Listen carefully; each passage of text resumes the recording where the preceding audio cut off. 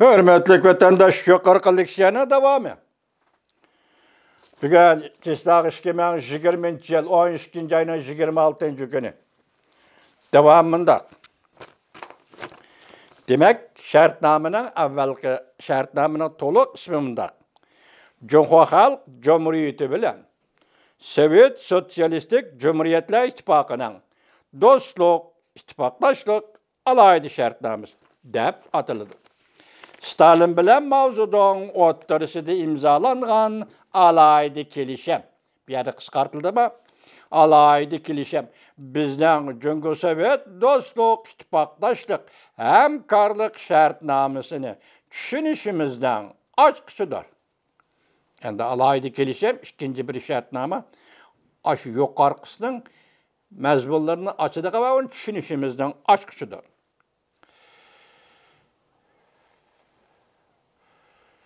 Vaqt cəhətdə fəqət iki külla ilgiri keyinlik var.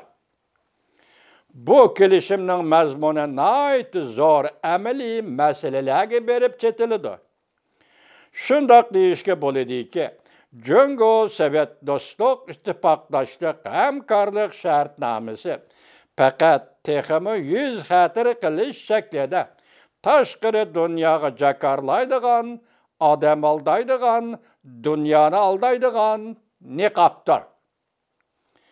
Alaydı kelişim bolsa bu icra qıladigan şartnamadır. İkinci alaydı kelişim bolsa bu icra qıladigan şartnamadır. Bu alaydı kelişim taşqiri dünyadan sir tutulgan, məxfi tutulgan. Lekin 1950-yılı 7. ayının 16. günü Amerika Qo'shma Shtatlarining tashqi siyosat jamiyati tarafidan Nyu-York shahrida bu shartnoma oshkora e'lon qilindi. Bu maxfiy shartnoma orqali kishilar o'ng'ayli ko'rib olalaydi-ki, Sovetlar hukumati Jungoni allaqachon strategik sistemining ichiga elib kirgan.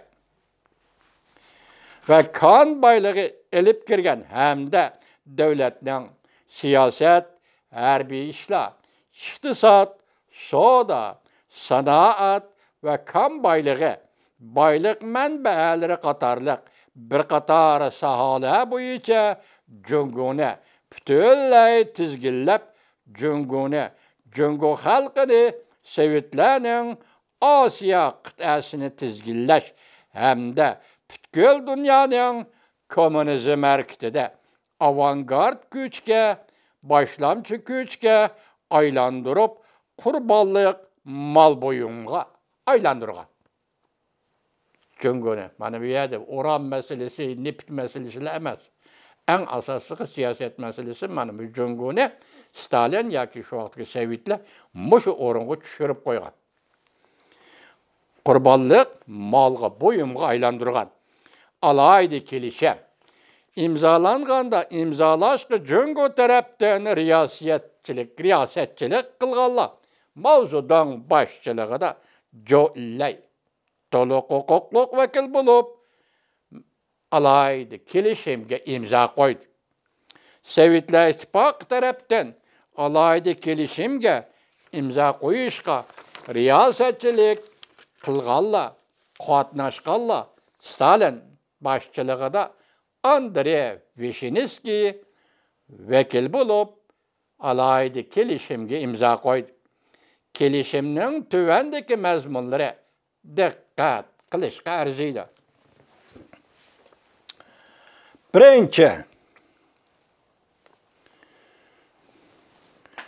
Birinchi avval harbiy ishlar jihatda alaydı kelişimde mundaq belgilendi.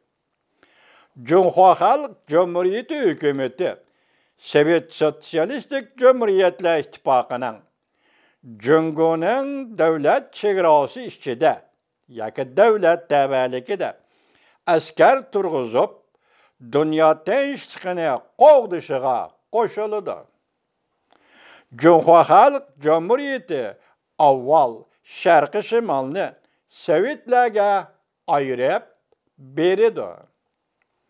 Sovet Sotsialistik Cumhuriyetler İttifakı harbiy ishlar jihatda Sharq Shimolga havo armiyasi va dengiz armiyasi harbiy bazalarini qurdi.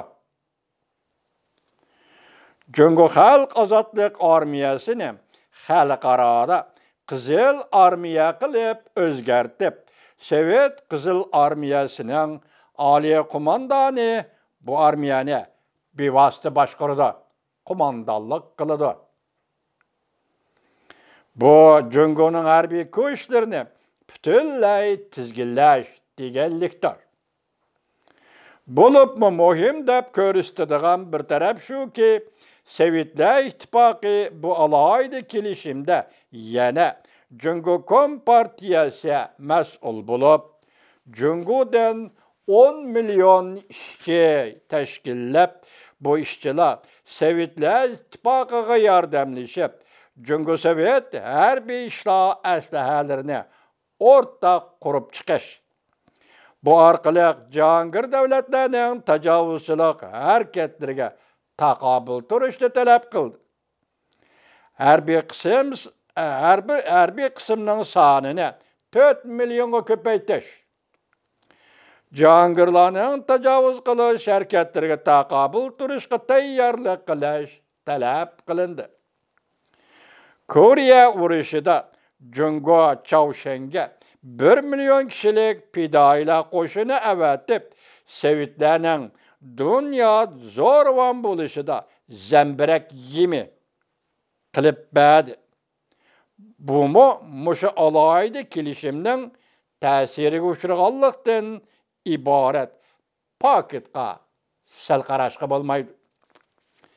Ikkinchi, alohida kelishimda mundaq belgilandi. Davomini anglash vatandishim.